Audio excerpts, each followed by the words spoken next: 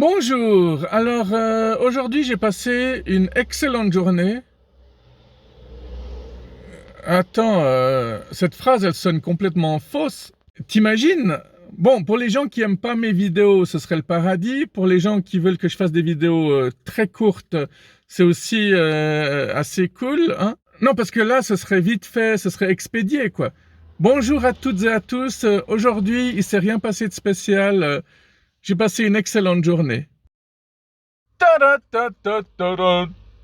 Bon, c'est l'idéal si vous avez juste 30 secondes de pause pour manger. Ce matin, déjà, quand j'ai pris ma voiture, je suis sorti de mon village où il pleuvait. Et à peine je suis sorti, il faisait beau. Et quand je suis revenu, il pleuvait de nouveau ou il pleuvait toujours. C'est comme vous préférez. Entre-temps, j'étais tellement endormi que j'ai loupé ma sortie d'autoroute. Bref, et je suis allé laver ma voiture. Hein. Donc, les mecs, ils ont super bien bossé. Ils ont même shampouiné mes sièges. Par contre, évidemment, j'avais un bon sur lequel c'était marqué que j'avais droit à 5 lavages. Mais eux, ils m'ont dit que j'avais droit qu'à un lavage, évidemment. Je suis fasciné, quoi. Les gens, ils t'arnaquent sans même être gênés. Ils te font croire que t'es stupide et puis ça passe comme une lettre à la poste.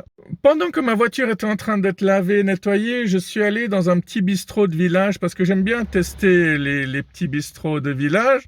Et c'est assez marrant parce que tu vois les gens qui se connaissent entre eux, tu vois, ils arrivent, ils sont là, hey, salut Roger, salut Marcel, salut Liliane. Et au moment où les gens me voient, et moi en général, ils froncent un peu les yeux, l'air se dire c'est qui cette espèce de barbu terroriste ou clochard, hein, à choix. Il y a même un type qui était assis en face de moi, je l'ai regardé droit dans les yeux, je lui ai dit bonjour, il m'a pas répondu. Alors j'ai un peu insisté, j'ai dit je disais juste bonjour, puis le gars il a juste fait. Et puis à peine la serveuse est arrivée, il était là, hé Lisette, comment ça va? Tous des bandes de racistes, je te dis pas, quoi.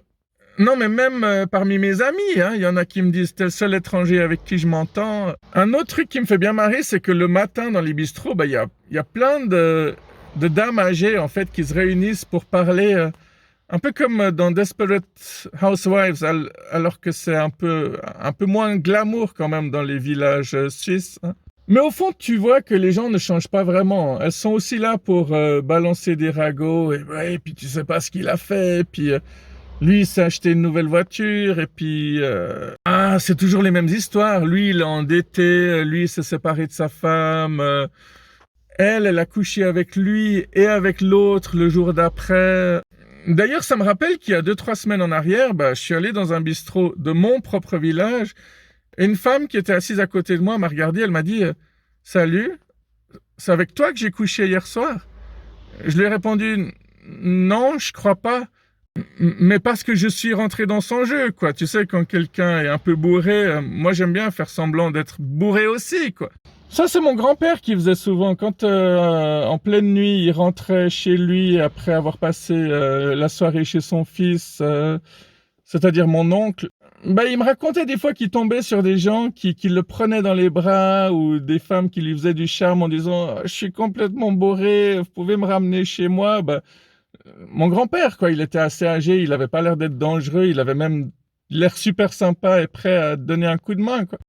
Et mon grand-père m'expliquait systématiquement qu'il faisait semblant d'être bourré aussi en disant « Je suis désolé, mais je suis dans un état encore pire que vous. » Ah, il était mythique. Mon grand-père maternel, c'était un très grand guide pour moi. Il était peintre, poète, musicien, chanteur, écrivain.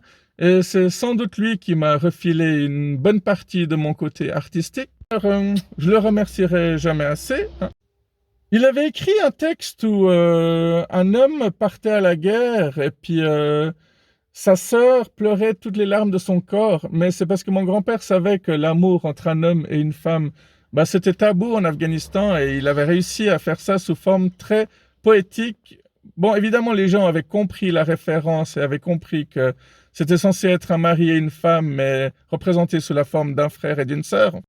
Et mon grand-père avait aussi, à un moment donné de sa vie, perdu foi et espoir en l'humanité, donc il avait déjà dit La seule chose qu'on mérite et qui pourrait nous sauver, ce serait une bonne petite bombe nucléaire. Donc non, les chanteurs comme Morrissey, c'est pas forcément les premiers à avoir parlé de ça.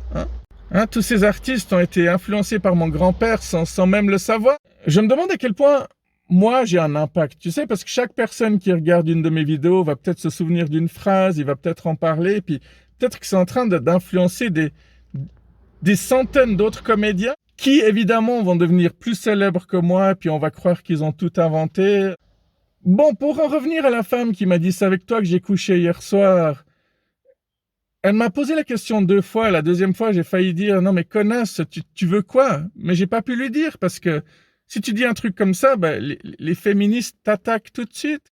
Mais je parle des fausses féministes qui croient que c'est des vraies féministes. Donc je parle pas des femmes qui détestent les hommes, qui veulent faire croire qu'elles peuvent tout faire toutes seules, qui veulent absolument détruire les hommes. Je parle des vraies féministes qui veulent l'égalité et qui savent que les hommes peuvent aussi être féministes. J'arrive pas à croire qu'on doit encore expliquer ce genre de truc, quoi. Et pour en revenir au bistrot de ce matin, ils acceptaient pas les cartes, ils acceptaient que le cash, contrairement au festival, malheureusement. L'été passé, j'ai pu me rendre compte que les festivals t'arnaquent, soit tu dois avoir Twint, soit ils te mettent de l'argent sur une petite carte avec laquelle tu as de l'argent virtuel, et puis en fin de soirée, quand tu veux récupérer ce qui reste dessus, souvent on te fait croire que c'est pas possible de te rendre l'argent. Donc, sous prétexte qu'il y a plein de stands qui se sont fait de l'argent parce qu'ils mettaient tout dans leur poche, maintenant ils se font toujours de l'argent sur ton dos. Ils en mettent plein leur poche en prenant ton argent, quoi. Oui, moi je savais pas tout ça. Je suis allé à un festival où j'avais fièrement pris 90 francs avec moi en cash, et puis au moment où j'ai sorti mes billets, le premier gars qui m'a donné une bière m'a dit « ah mais on prend pas le cash ». Et il a vu que j'étais désespéré, donc lui il a commencé par m'offrir la bière. Il a été très cool, mais il m'a dit « je sais pas comment vous allez vous en sortir le reste de votre soirée ». Et en fait, j'ai trouvé un stand bouffe qui acceptait le cash, et j'ai trouvé un stand boisson qui acceptait aussi le cash. Seulement, après avoir acheté 2 bières au stand de boisson, il fallait que je récupère la consigne. Et pour ça, il fallait que j'aille à un autre stand. Et cet autre stand, ils m'ont dit « ah, désolé, on peut pas vous rendre de l'argent cash ». Et il y a une petite connasse, et je pèse mes mots de nouveau, qui m'a dit « ah, vous allez pas faire toute une histoire juste pour 4 francs ». Mais 4 francs, ça m'aurait fait une bière supplémentaire. Bon, étant une tête brûlée qui laisse pas tomber, lorsque j'ai dû donner mon avis sur ce festival, je me suis pas gêné de leur donner qu'une seule petite étoile de merde. Et j'ai vraiment dit tout ce que je pensais. J'ai même dit la petite jeunette à lunettes qui a été arrogante avec moi en me disant vous allez pas faire tout un tapage pour 4 francs. Je l'ai bien signalé, ça. Et bon, la vidéo est déjà assez longue comme ça et ma journée n'est pas encore terminée. Donc, on se revoit tout bientôt pour les nouvelles aventures du Bibo. Allez, bye bye.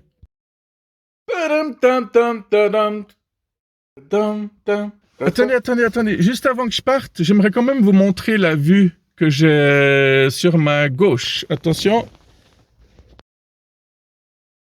Mais j'y crois pas. J'ai pris une photo, alors que je voulais simplement sur la gauche, que c'est sympa comme photo.